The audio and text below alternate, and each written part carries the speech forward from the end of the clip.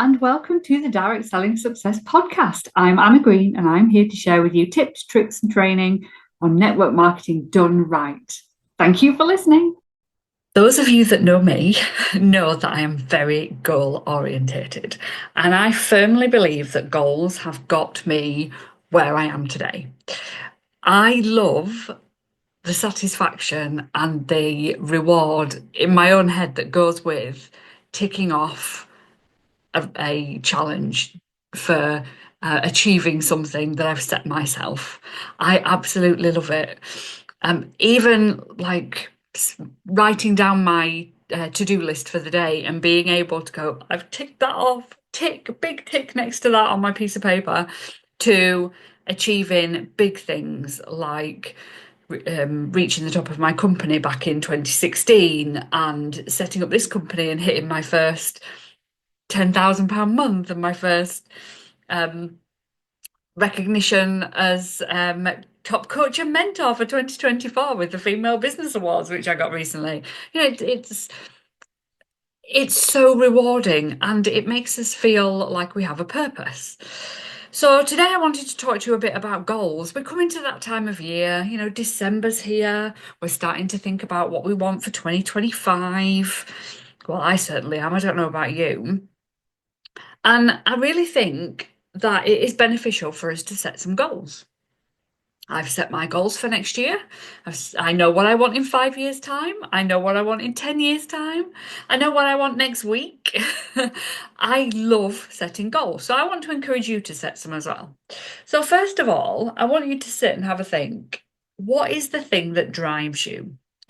Is it achieving something? Is it that sense of success? Is it striving for freedom financially or time-wise or otherwise? Is it to be able to go on holiday 3 times a year, or is it to be able to provide for your kids' education, or I don't know, buy a house, buy a car, not have to worry about Christmas, pay off your debts? What's the thing, right? I want you to think about what that thing is, or maybe it's like lots of things. Write them down.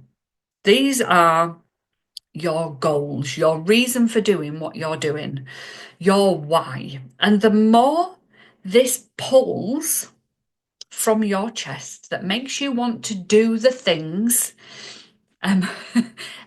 that's what is going to drive you. The more it feels like you need to do it, the more passionate you are about hitting it.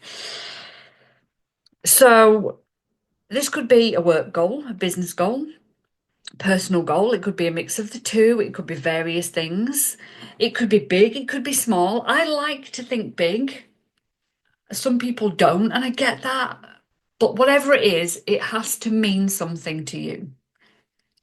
And you have to want it, right? Think, I don't know, it'd be really nice if I had a new car. It's not going to drive me to make the money to pay for a new car. Whereas if I really want this car, and I would absolutely be over the moon with it, and it's going to mean so much to me, and I'm so excited about it, that maybe that feeling over, it'd be nice to have one, is going to pull me to do the things I know I need to do to get where I need to get to hit that goal. Okay. Without a why, without a goal, you've got no drive, you've got no purpose as such to do the things. You'll drift, you'll float along in your business doing the things that you like doing, probably not pushing yourself further, probably not driving yourself forward, just happy. Maybe it makes it a little bit more of a hobby, I suppose.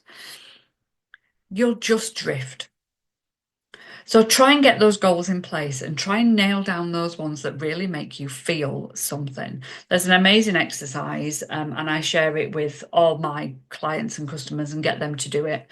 It's the 7 levels of why, or 7 levels deep. I've forgotten who it's with, but if you Google it, it's a really fascinating exercise that you can do that gets you to look at the reason that you're running your business, your why, your goal, and then delve deeper into it. Actually, why do you want that? What's it going to mean to you?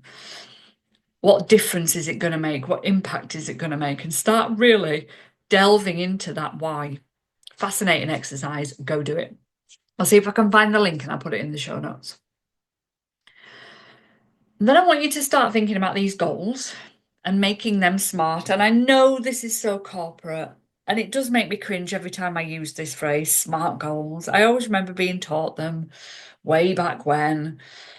But it's so true. Smart, specific. Make them specific. It'd be nice to earn some more money.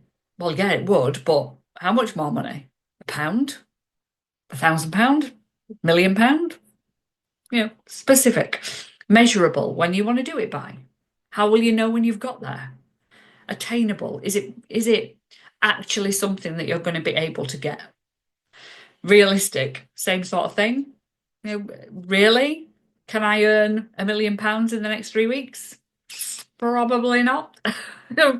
Be realistic with your goal setting. And then T, time framed. Make it so that you have a deadline for it. The majority of people work better with a deadline in place. It's the nature of people, it's the nature of us, the ones that procrastinate. If you don't procrastinate, you probably won't have this problem, but 95% of the population do. Having that deadline will make you more likely to go, right, I need to do this by X. Right? So smart goals. That's all I'm going to say about them. Just double check that your goals that you've written down are smart.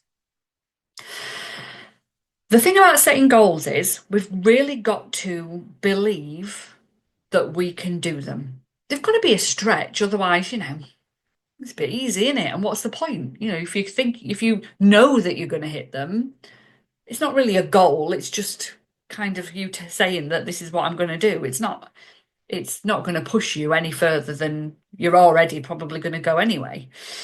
So think positively and have the belief that and the mindset that you can do this. Attitude is a massive part of achieving your why.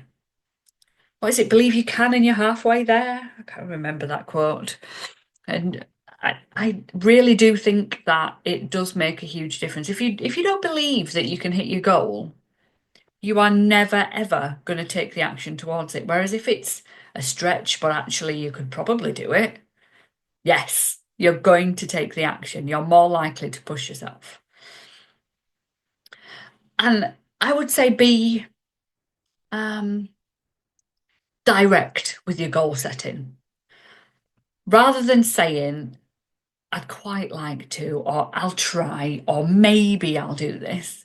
That's not going to cut it when it comes to goal setting. Get really, really direct. No messing around, no fluff, no doubt, no nothing. When you're setting your goals, write them down as if you are going to do them.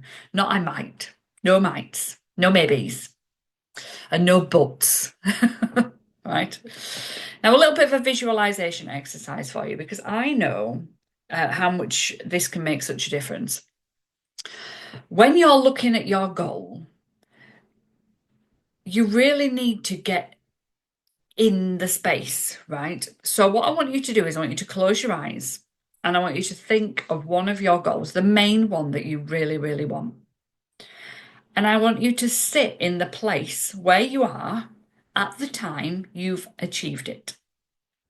Now, this might sound a little bit weird to some of you, but this is how I achieve my goals. This is how I ensure that I believe I can do it and that I know it's possible. I sit myself in the future, that future me having already achieved it, right? So, I don't know, you want to earn enough to take yourself away on holiday next year, you and the family, to Disneyland. Oh my goodness me, wouldn't that be amazing, right? So I want you to sit in Disneyland on the date that you've booked it, with the kids, with the rest of the family. How does it feel? What's around you?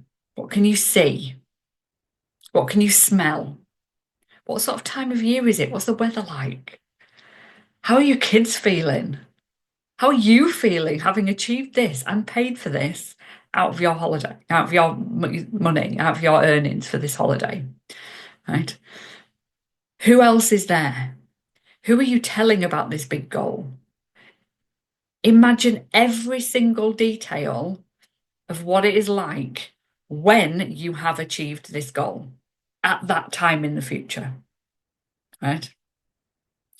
That image needs to be in your head all the time. Whatever that goal is, that image and those feelings that you have felt in the future, and I know that sounds really bizarre, like Michael J. Fox should be in the film, but that's what you need to remember. Everything you do between now and you achieving that thing that you've just imagined in your head will either get you closer to or further away from that goal.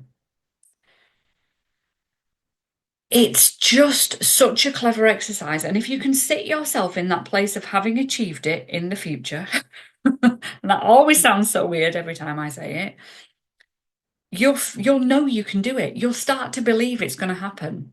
Your brain doesn't know the difference between reality and not reality. Your brain believes whatever you tell it.